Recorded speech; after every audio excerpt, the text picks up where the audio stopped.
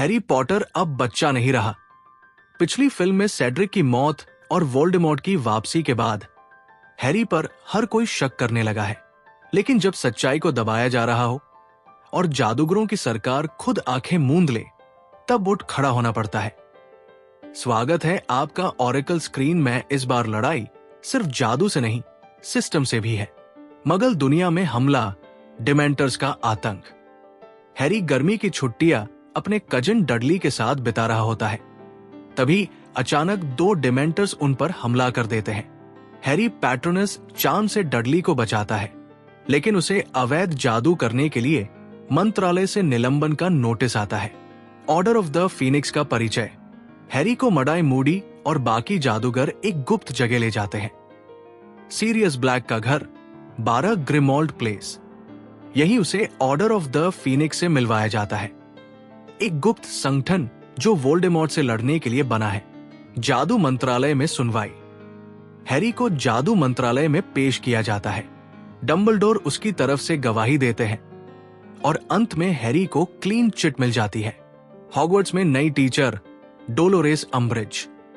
Hogwarts में defence against the dark arts की नई टीचर बनती है डोलोरेस अम्ब्रिज, जो जादू मंत्रालय से भेजी गई है।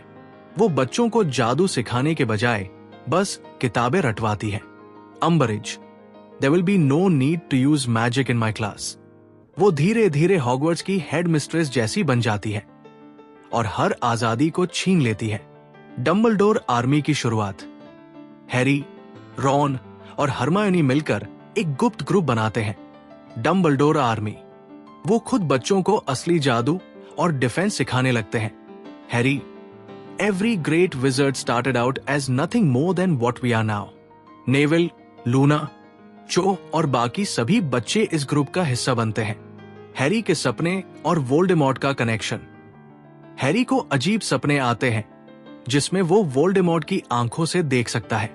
उसे एक बार सपना आता है कि आर्थर वीसली पर हमला हो रहा है, जो सच साबित होता है। डंबलडोर हैरी को स्नैप से ऑक्लुमेंसी सिखाने के लिए कहता है ताकि वो अपने दिमाग को वोल्डेमॉर्ट से बचा सके। सिरियस का घर और परिवार का सच।